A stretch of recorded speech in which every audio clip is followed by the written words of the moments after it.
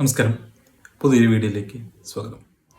2019 March 29 രാത്രി 10 മണിക്ക് ഞാനും എൻ്റെ ഫാമിലിയും കൂടി ഒരു സിനിമയ്ക്ക് പോയി. ആ സിനിമയുടെ പേര് ലൂസിഫർ. ഇന്ന് ഇപ്പോൾ 6 വർഷത്തിന് ശേഷം 2025 മാർച്ച് 28 രാത്രി 10 മണിക്ക് ഞങ്ങൾ വീണ്ടും ആ സിനിമയുടെ 2ാം പാർട്ട് എമ്പുരാൻ കാണാൻ പോവുകയാണ്.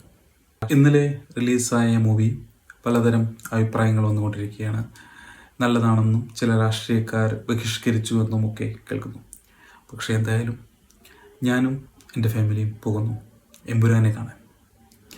2019 ഈ മൂവി റിലീസായതിനു ശേഷം രാത്രി ഞാനും എൻ്റെ ഫ്രണ്ട്സും കൂടി ഗംഭീര ചർച്ചയായിരുന്നു. വാട്സാപ്പ് വഴി ചർച്ചയായിരുന്നു. നമ്മൾ ബൈജു മുണ്ടയച്ചു വിട്ടു, അപ്പോൾ ലാലേട്ടൻ്റെ പവർ, ലാലേട്ടനും ബൈജുവും ഒരേ സെറ്റാണ് എന്നൊക്കെ പറഞ്ഞ് നമ്മൾ അങ്ങനെ പല ഡിസ്കഷൻ നമ്മൾ നടത്താറുണ്ടായിരുന്നു.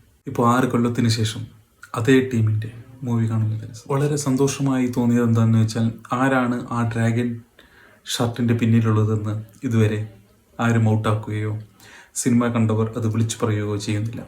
അത് കണ്ടപ്പോൾ സത്യത്തിൽ സന്തോഷം തോന്നി. അപ്പോൾ നമുക്ക് ആ മൂവി കാണാനുള്ളൊരു സന്തോഷം കൂടുന്നു, അല്ലെങ്കിൽ മൂവി കാണാനുള്ള ഒരു ആവേശം കൂടുന്നു. ആരാണ് വില്ലൻ, ആരാണ് ആ ഡ്രാഗൻ്റെ പിന്നിലുള്ളത്, എല്ലാം നമുക്ക് സന്തോഷം തോന്നുന്നു. ഞാൻ ഇന്നലെ ഒരു റിവ്യൂ കണ്ടു. എല്ലാവരും മൂവിയെക്കുറിച്ച് നല്ലത് പറയുമ്പോൾ ഒരാൾ മാത്രം മൂവി കൊള്ളില്ല എന്നും ലാലേട്ടൻ യൂസ് ചെയ്ത കോട്ടുകൾ നല്ലതാണെന്നും, അതായത് ഞാൻ ഇതേ ഡയലോഗ് വേറൊരു കോമഡി പരിപാടിയിൽ കേട്ടിട്ടുണ്ട്. അതായത് മൂവി 10 വയസ്സിൽ കൊള്ളില്ലായിരുന്നു, പക്ഷേ ഡ്രസ്സ് വളരെ നന്നായിട്ടുണ്ടായിരുന്നു, ഷൂ വളരെ നന്നായിട്ട്, അതേ സെയിം ഡയലോഗ് ഇവിടെ യൂസ് ചെയ്യും. അത് സത്യം പറഞ്ഞാൽ അയാൾ ഫേമസ് ആവാൻ വേണ്ടി പറഞ്ഞ പോലെയാണ് എനിക്ക് തോന്നിയത്. കാരണം എല്ലാവരും നല്ലത് പറയുമ്പോൾ ഒരാൾ നെഗറ്റീവ് പറയുമ്പോൾ ആ ഒരാളെ നമ്മൾ ഫോക്കസ് ചെയ്യും. അപ്പോൾ നമ്മൾ അയാൾ പറഞ്ഞത് കുറച്ചും കൂടി കോമഡി ആണെങ്കിൽ കൂടുതൽ അത് റീൽസ് വരികയും കൂടുതൽ അയാൾ പബ്ലിസിറ്റി ആവുകയും ചെയ്യും. അങ്ങനെ അയാൾ ആറാട്ടണ്ണൻ പോലെ വേറൊരു ലൂസിഫർ എണ്ണനോ അല്ലെങ്കിൽ എമ്പുരാൻ എണ്ണെന്നോ ഒരു പേരിൽ അറിയപ്പെടുകയും അടുത്ത മൂവി വരുമ്പോൾ അയാൾ ഫേമസ് ആവുകയും ചെയ്യും. അതിനുവേണ്ടി ഇങ്ങനെ കുറേ കോപ്രായങ്ങളുണ്ട്. ഇന്നലെ വേറൊരു ജോക്കർ തോക്കൊക്കെ പിടിച്ച് വന്നത് കണ്ടു. എന്നിട്ട് അങ്ങോട്ടും ഇങ്ങോട്ടും നടക്കണ്ടായിരുന്നു, ആരും മൈൻഡ് ചെയ്യാണ്ടായിരുന്നപ്പോൾ തിയേറ്ററിൻ്റെ ഉള്ളിലേക്ക് എന്നിട്ട് കയറ്റി വിടാനൊക്കെ കുറച്ച് ബുദ്ധിമുട്ട് കണ്ടു. എന്തിനാണ് ഇങ്ങനെ കോപ്രായം കാട്ടി വരുന്നതിന് ഒരു പിടിയും കിട്ടത്തില്ല.